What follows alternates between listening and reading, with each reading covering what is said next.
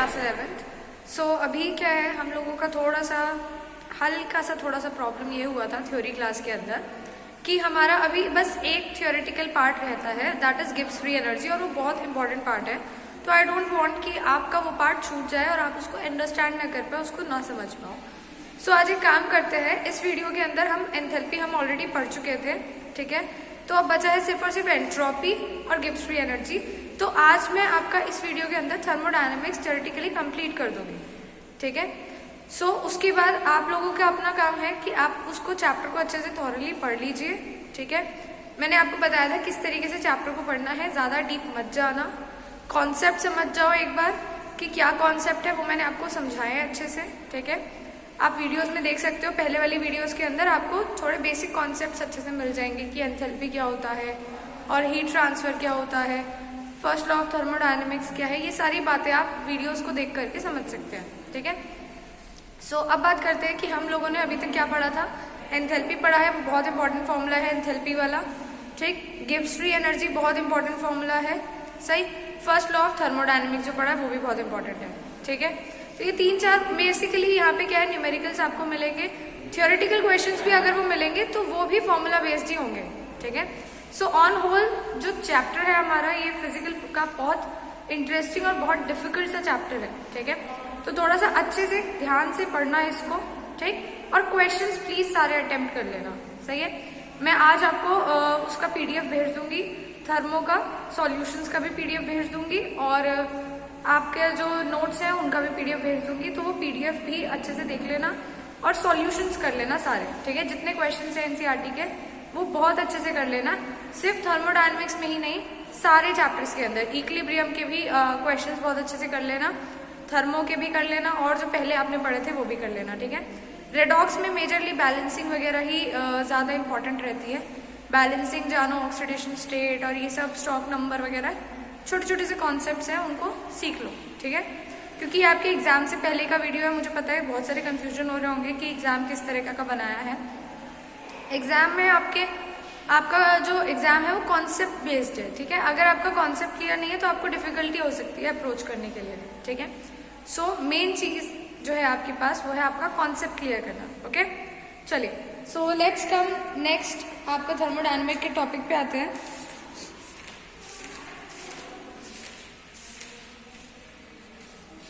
एक चीज, अच्छा, हेसेस लॉ भी रह गया था हमारा।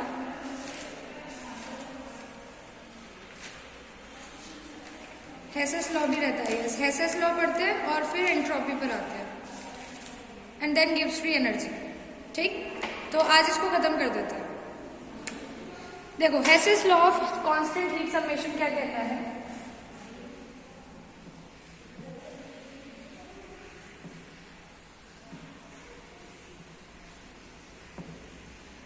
First let's say about Hess's law of constant heat summation.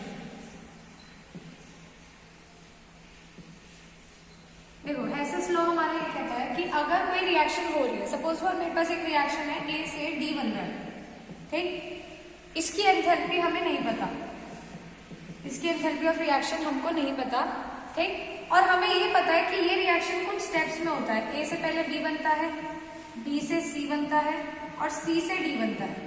ये रिएक्शन इस तरीके से कुछ सेवरल स्टेप्स में हो रही है, ये रिएक्शन के कुछ स्टेप्स है। इसकी फर्स्ट वाले रिएक्शन की जो एंथैल्पी है डेल्टा RH1 वो ए है, डेल्टा RH2 ये बी है, डेल्टा RH3 ये सी है, ठीक। ये हमें दे रखा है, सही है। तो अब मुझे ये बताओ, अगर मुझे एंथैल्पी निकालनी है, हेसेस ने ऐसे बोला, अगर मुझे इसकी एंथैल्पी निकालनी है, ठीक है, इस मेजर रिएक्शन की, वो रिएक्शन जो कि स्टेप्स में हो रही है, तो हर एक स्टेप की एंथैल्पी को ऐड कर दे तो हमें ये वाली एंथैल्पी मिल जाएगी। मतलब कि एंथैल्पी ऑफ रिएक्शन हमारी इस वाले की एंथैल्पी ऑफ रिएक्शन किसके इक्वल हो जाएगी, इसकी एंथैल्पी प्लस इसकी एंथैल्पी प्लस नेक्स्ट वाले की एंथैल्पी, यानी ए, बी और सी का सम, ठीक है। यहाँ तक बात क्लियर हो गई। हेसेस लॉ हमको क्लियर हो गया। हेसेस ने ये बोला था कि अगर कोई रिएक्शन स्टेप्स में हो रही है और हमें उसकी एंथैल्पी निकालनी है, टोटल एंथैल्पी, तो सारे रिएक्शंस के एंथैल्पीज का सम कर दो, ठीक। और साइन ऐसे लगाना पड़ेगा, अगर ये ये माइनस का बी है तो यहाँ माइनस का बी ही लिखोगे, ठीक है। चलिए नेक्स्ट आते हैं, एंट्रोपी की बात करते हैं।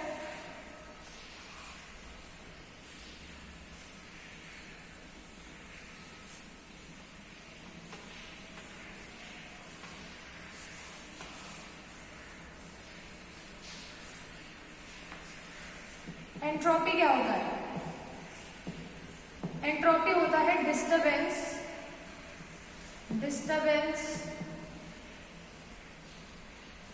और randomness. It's a measure of, you can also right measure of disturbance और रैंडमनेस, ठीक है। अब डिस्टरबेंस या रैंडमनेस मतलब जैसे कि मान लो मेरे पास गैस है, ठीक है, या मेरे पास सॉलिड है, सॉलिड से गैस में चेंज हो रहा है, ठीक है। तो गैस जो है वो क्या होगी, उसके अंदर ज्यादा डिस्टर्बेंस होंगे, पार्टिकल इधर उधर ज्यादा मूव करेंगे कंपेयर टू योर सॉलिड, ठीक है। तो डिस्टर्बेंस हमें समझ आ रही है। तो इस केस में क्या हो रहा होगा, एंट्रोपी इंक्रीज हो रही होगी, ठीक। या नंबर ऑफ पार्टिकल स्पीशीज बढ़ जाए सो भी क्या हो जाएगी, एंट्रोपी इंक्रीज हो जाएगी। अब एंट्रोपी का भी मैथमेटिकल एक्सप्रेशन होता है। एंट्रोपी का मैथमेटिकल एक्सप्रेशन क्या होता है, डेल्टा एस। एंट्रोपी को लिखते हैं as delta S, change in entropy है ये। तो change in entropy is equals to Q upon T, और क्यू इक्वल होता है डेल्टा एच के, तो डेल्टा एच अपॉन टी, ये हमारा एंट्रोपी का एक्सप्रेशन हो गया, ठीक। अब यहीं से हमारा आता है second law of thermodynamics. Second law of thermodynamics से पहले एक चीज समझो, अगर डेल्टा एस 0 है तो मतलब सिस्टम एट इक्विलिब्रियम है। अगर डेल्टा एस पॉजिटिव है, ठीक है, तो उस केस में स्पॉन्टेनियस होगा।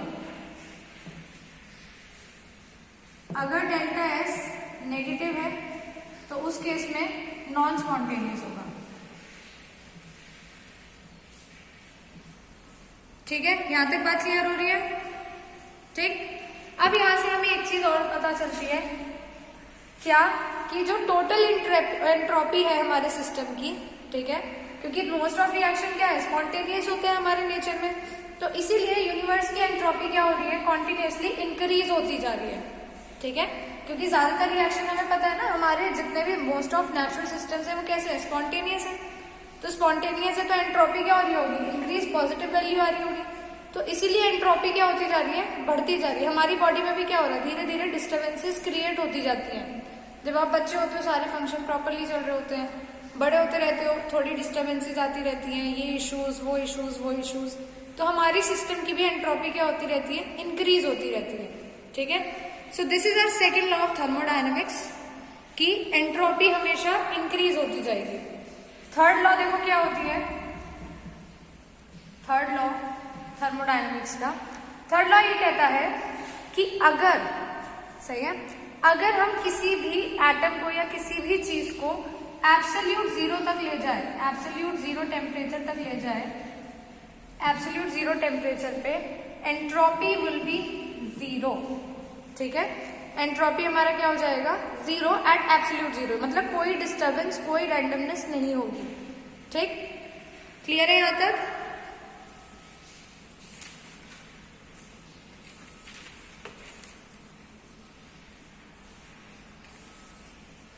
चलिए नेक्स्ट आते हैं। अब लास्ट टॉपिक बचा है हमारा गिब्स एनर्जी और गिब्स फ्री एनर्जी, ठीक है।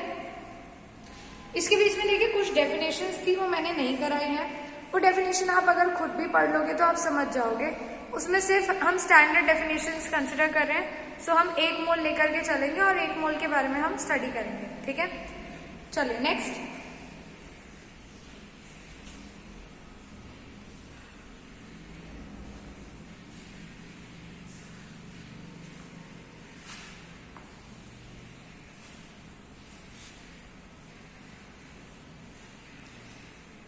लास्ट स्टडी करते हैं गिब्स फ्री एनर्जी।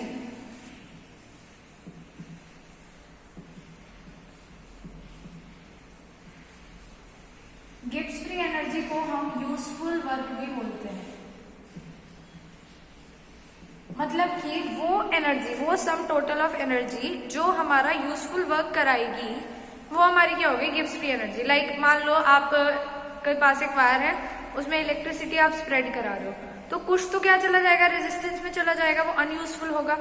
जो यूजफुल एनर्जी है, जिससे आपका बल्ब जल रहा है, ये जल रहा है, वो जल रहा है, वो सारी चीज क्या है, वो हमारे पास क्या है, Gibbs free energy. Gibbs free energy is the useful part of the energy. वो पार्ट ऑफ एनर्जी जो यूजफुल होती है वो हमारी क्या होती है, गिब्स फ्री एनर्जी। ठीक है, जो हमसे यूजफुल काम कराएगी वो क्या हो गई, गिब्स फ्री एनर्जी।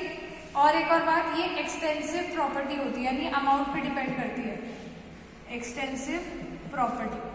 ठीक है, चलिए नेक्स्ट मैथमेटिकल एक्सप्रेशन की बात करें तो मैथमेटिकल एक्सप्रेशन होता है डेल्टा जी। डेल्टा जी भी का जब टेम्परेचर और प्रेशर कांस्टेंट है is equals to delta U minus T delta S. This is our expression. ठीक है, डेल्टा यू हमको पता है क्या है, इंटरनल एनर्जी, टी हमें पता है टेम्परेचर, डेल्टा एस हमें पता है एंट्रोपी। देखो एंट्रोपी का फैक्टर क्या होगा, माइनस होगा, जितना भी एंट्रोपी होगा इनटू टेम्परेचर, वो तो हमारा क्या हो गया, अनयूजफुल वर्क में चला गया, फालतू की रैंडमनेस ही तो कर रहे हैं पार्टिकल इधर से उधर। देखो डेल्टा जी क्या है हमारे पास, इसका कॉन्सेप्ट समझो। देखो कॉन्सेप्ट क्या है यहाँ पर, delta G is equals to delta U minus T delta S. ठीक, डेल्टा यू क्या है, टोटल एनर्जी है, जितनी भी एनर्जी है सिस्टम के पास वो क्या है, उसकी डेल्टा यू है। ठीक है, क्या है, इंटरनल एनर्जी है। अब इंटरनल एनर्जी में से हम क्या पार्ट माइनस कर रहे हैं कि एंट्रोपी में कितना वेस्ट हो रही है। एंट्रोपी क्या है, वेस्ट वाली एनर्जी है, इधर उधर फालतू में भागने में पार्टिकल की एनर्जी वेस्ट ही तो हो रही है, कोई काम थोड़ी हो रहा है उसमें। ठीक, तो एंट्रोपी वाला फैक्टर और टेम्परेचर वाला फैक्टर क्या है, अनयूजफुल है हमारे लिए। तो इस टोटल में से हम क्या करेंगे, इसको डिडक्ट कर देंगे तो हमको क्या मिल जाएगी, यूजफुल एनर्जी मिल जाएगी। ठीक है, टोटल में से अनयूजफुल वाली हटा दी हमने, तो हमको क्या मिल गई, यूजफुल वाली। ठीक, अब डेल्टा जी का भी साइन कन्वेंशन होता है क्या, इफ डेल्टा जी हमारा आता है 0 तो वही यहाँ पर भी क्या है, इक्विलिब्रियम है। इफ डेल्टा जी हमारा आता है पॉजिटिव तो अब की बार ये होता है non spontaneous. If delta G होता है हमारा नेगेटिव तो हमारी रिएक्शन क्या होती है, स्पॉन्टेनियस। क्योंकि ये एनर्जी सिस्टम जब तक अपनी एनर्जी को यूज नहीं करेगा, रिएक्शन स्पॉन्टेनियस कैसे होगी, सोच के देखो। ठीक है, स्पॉन्टेनियस रिएक्शन कब होगी, जब सिस्टम क्या करेगा, एनर्जी को यूज करेगा अपनी। ठीक है, तो एनर्जी रिलीज ही होनी चाहिए ना सिस्टम से, तभी तो सिस्टम अपनी एनर्जी को यूज करके यूजफुल वर्क क्रिएट करेगा। ठीक है, चलिए सो दिस इज इट। ये आपका चैप्टर हमने थ्योरेटिकली कंप्लीट कर दिया है। इसके बाद मैं जो भी वीडियोस बनाऊंगी वो न्यूमेरिकल पे 1-2 वीडियोस बना दूंगी, बट हाँ थ्योरेटिकली यहाँ पर हमारा चैप्टर पूरा का पूरा थर्मोडायनेमिक्स कंप्लीट हो गया है। ठीक है, चलिए हैव अ नाइस डे, और प्लीज सारे कॉन्सेप्ट्स अच्छे से ध्यान रखिएगा, एग्जाम्स में अच्छे से प्रिपेयर करके आइएगा और बहुत अच्छे से अपने एग्जाम दीजिएगा।